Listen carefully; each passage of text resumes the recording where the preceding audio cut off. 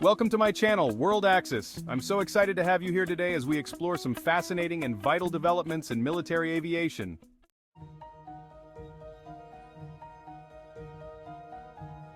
This episode will take you through the evolution of one of the world's most significant air forces, the People's Liberation Army Air Force, or PLAAF, and how its growing capabilities shape global defense dynamics. Over the past 75 years, the PLAAF has transformed significantly. What started as a relatively limited homeland defense force has now evolved into a significant global player, boasting an impressive fleet of advanced fighters, bombers, long-range aircraft, and drones. With more than 2,500 aircraft in its inventory, nearly 1,900 of which are combat-ready, the PLAAF, along with the People's Liberation Army Navy Aviation Plan, now forms the most significant aviation force in the Indo-Pacific and the third largest in the world. This remarkable rise in air power is a testament to China's ambition to cement itself as a dominant global military force.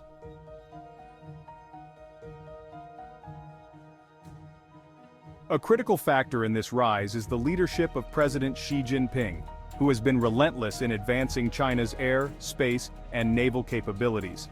His focus has been on modernizing these forces, enhancing technological capabilities, and ensuring that China's military is capable of defending its borders and projecting power across the globe.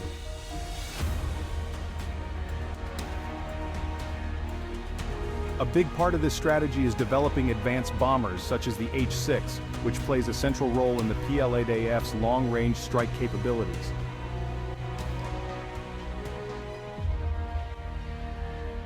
Now, before we get into the specifics of the H-6 bomber and its strategic importance, let's take a step back and think about the evolution of bombers in general. Long-range bombers were essential during World War II for the Axis and Allied forces. They were the primary means of delivering large amounts of firepower over vast distances, making them an indispensable component of military strategy.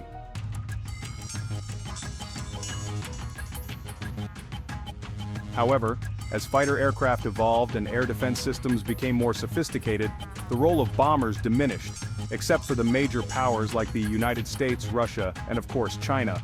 These countries still see bombers as strategic assets primarily for their ability to strike deep into enemy territory with precision and power.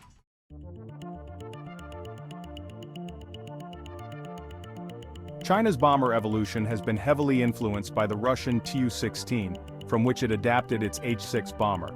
Initially, the H-6 served primarily as a nuclear deterrent, but as China's military modernized, so did the role of its bombers. The H-6 now includes variants capable of carrying conventional bombs and long-range cruise missiles, further enhancing its strike capacity. Today, the PLAAF operates around 200 H-6 bombers. Since 2009, introducing upgraded versions like the H-6K has dramatically extended its range and payload capacity, making it a formidable asset in China's air power arsenal.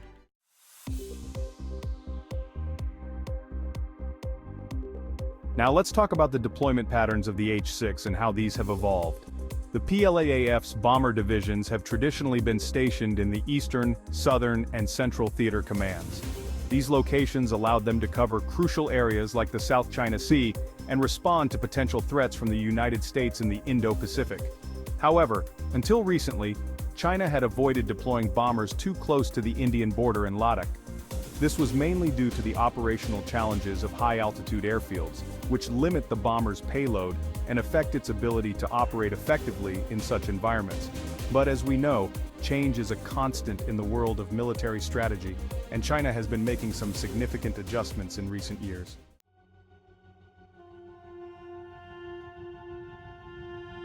In line with its growing military ambitions, China has now begun positioning its H-6K bombers closer to the Ladakh region, directly opposite India. This shift in deployment signals a clear strategic intent to enhance China's power projection capabilities in the region, particularly as the balance of military power in the Indo-Pacific continues to evolve.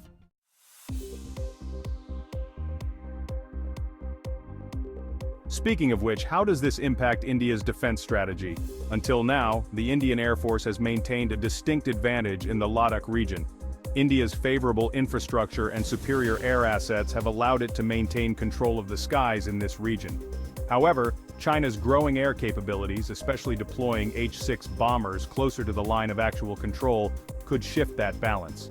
Even with operational limitations in high-altitude areas, these bombers could significantly enhance China's firepower in the region, allowing it to target deep within Indian territory using long-range standoff weapons.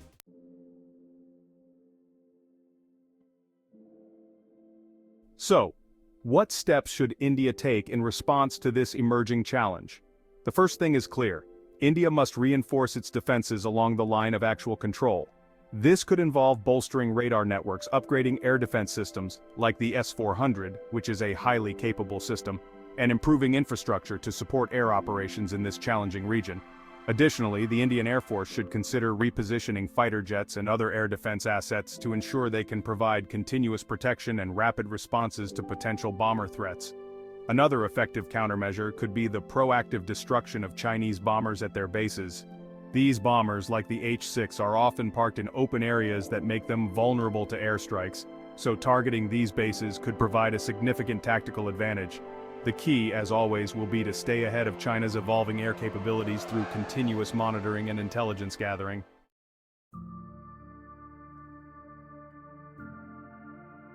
In summary, deploying China's H-6 bombers near Ladakh is a significant shift India must consider carefully.